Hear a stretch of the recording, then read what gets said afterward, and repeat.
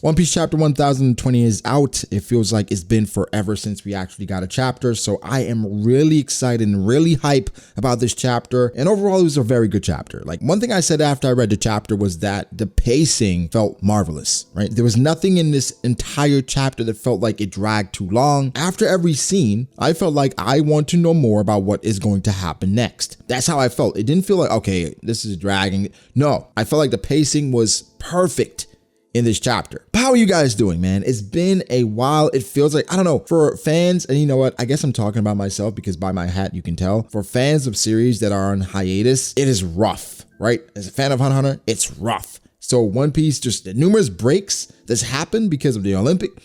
It's been tough, man, but we're back, and because we're back, it is time for you to subscribe to the channel for more content like this. If you enjoy content like this, One Piece discussions, theories, reviews, all these different things, this is the channel for you. Drop a like and subscribe. Now, let's talk about the chapter. Okay, so Bombshell. We got the name of Yamato's devil fruit. Apparently it's the Makami, the dog fruit. It's a mythical Zoan, and it's a very valuable fruit, according to Kaido at least. Kaido, in a way, is spinning Yamato's desires. Okay, so Yamato, we know her goal is to become Odin, or to be Odin, whatever variation of that you want to interpret. And for Odin, he cares about Wano, so she has to protect Wano. Kaido is saying, well, you have that mythical Zoan fruit. It was not meant for you, so why don't you protect Wano for me? Because that fruit is the guardian deity of Wano. While you have it, protect Wano for me. So then she's like, wait. That's not what we're doing here. That's not why I want to protect Wano. I want to protect Wano from you, from people like you. Kaido is trying to manipulate his daughter or his son in a way, right? But he's telling her, hey, it's really simple. Orochi was a tyrant, and it's funny that Kaido acknowledged that he was a tyrant. I'm like, Kaido, are you much better? But he said Orochi was a tyrant, but he transformed Wano into basically a weapons factory. It's a weapons factory country. And for Yamato, all you have to do is just step up and claim your prize. This country is yours because that's how I want it, simply. And it's almost as if he's viewing Yamato as being ungrateful. Like, hey, it's all here on a platter for you. You just have to take it. What is wrong with you? But we know Yamato, she strictly wants to be Odin. She wants to help the samurai. You know, it's a quick clash with Kaido and Yamato where he used Blast Breath and she used Namuji Hyoga, which is really cool because they canceled each other out, right? But what I started thinking about, well, first off, saying Yamato is the guardian deity of Wano, it then begs the question, does Yamato leave Wano then if she's the guardian deity? And then also her clashing with Kaido, of course, you know, this is one clash. It was even her clashing with Kaido for as long as she is. If that powerhouse joins the crew, they will be unstoppable. Like literally, it would be unbelievable with Yamato, Jinbei, Zoro, Sanji, Luffy, what? That's an insane crew. So we'll see. I think we just have to kick the tires on a few more things, a few more plot points before we can really definitively say she's going or she's not. Still leaning towards her going because, you know, then what else is her purpose? You could say to protect Wano, but she can protect Wano by doing things and advancing. She can protect Wano permanently or for the long term if she follows the Straw Hats and changes the world that way. But I could also see it in the perspective of Wano is now open. People can get to Wano. It needs people to protect it, and Yamato stays behind to do so. So yeah, Kaido and Yamato had played out exactly like I would expect. I didn't expect the devil fruit to be revealed that soon, but hey, we now know that we were wrong. Like it wasn't the devil fruit that we said. It's the Makami. It's the dog fruit. It's not the kitten or whatever. It's we were wrong.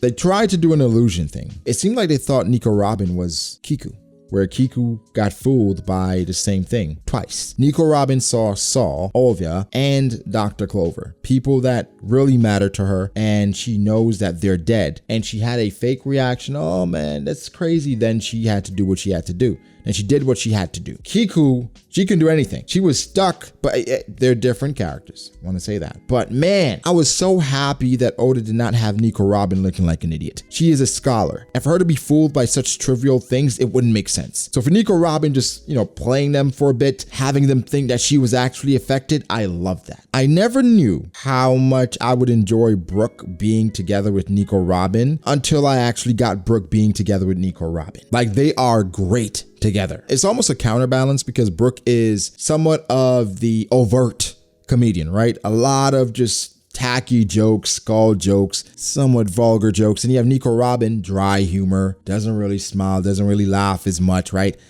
So them together It's like a match made in opposite heaven, right? Where they're bouncing off of each other, and I think they complement each other really well. And I think combined with Robin's smarts and then Brook's experience and expertise, this chapter showed that they got out of several pinches they were in. Like, I really like Nico, Robin, and Brook together in scenes. I like for the Tobiropo how everything comes back to Kaido for the most part, where, I mean, that makes sense because they're, you know, his subordinates, but they were talking about dreams and illusions, and it's like, well, you're delusional because you're trying to think, or you think you can beat Kaido-sama, right?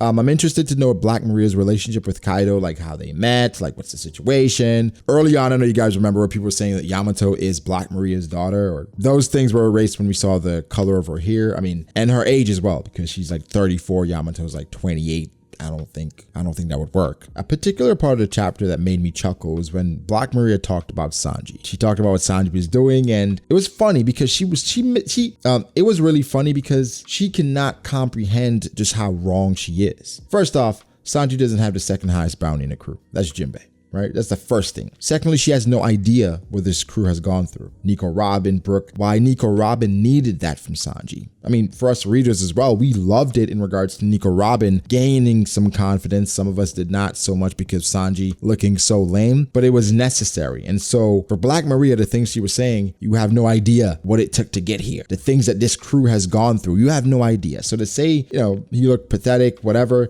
it's like she's echoing the sentiments of toxic One Piece fans that just didn't get the point of that scene, or people that were upset that Sanji wasn't getting as much focus or positive reinforcement in the story, whatever. This is the end result of that decision. I'm happy the fight didn't end this chapter though, because it seems like Black Maria is a talker. She's like Who's Who, where she's going to reveal more and more things. Not quite like Who's Who in regards to Nika, the Gomu Gomu no Mi, the Sun God, no, right? Nothing like that. But her talking about people wanting Nico, Robin, I wonder if it's going to segue into poneglyphs and things of that nature. So this could be a really important matchup, just not just based off of physical prowess and, you know, who wins, whatever, but based off of the things we learn from this actual fight, because I'm excited to learn more. After the Who's Who stuff, I'm like, come on, guys, information vomit, I'm ready. The chapter pretty much ends off with Luffy, Momonosuke, that scene where Luffy's asking for more meat. And then when you look at Luffy, he looks pretty beat up. Like, he does not look like himself at all. He looks like how he did when he runs out of haki and he needs 10 minutes. That's what he looks like, but now, you know, he just needs some meat to rejuvenate, which makes sense. It's Luffy. That's typically what he consumes to regain everything. I mean, you know, in Whole Cake Island, he drank some milk,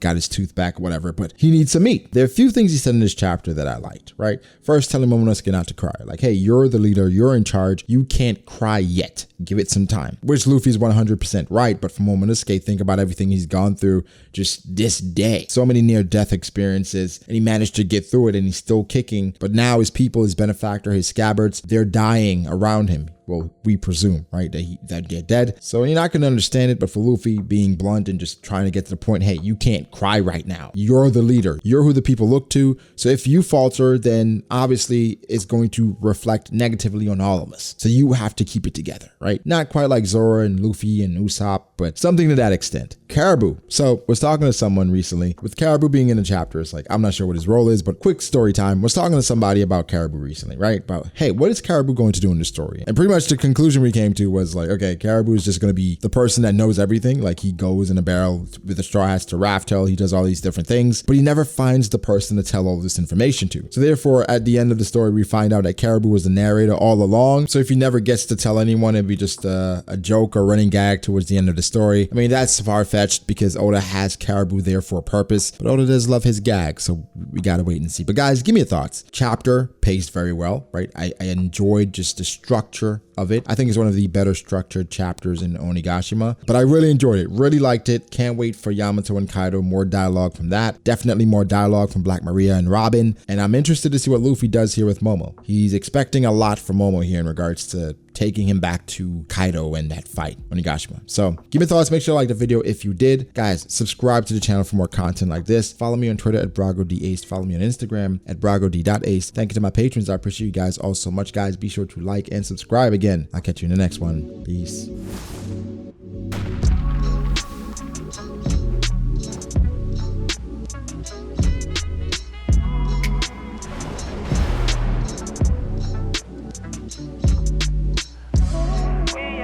I found someone, something special new. okay. I start doubting me, I felt lost. I rewrite it.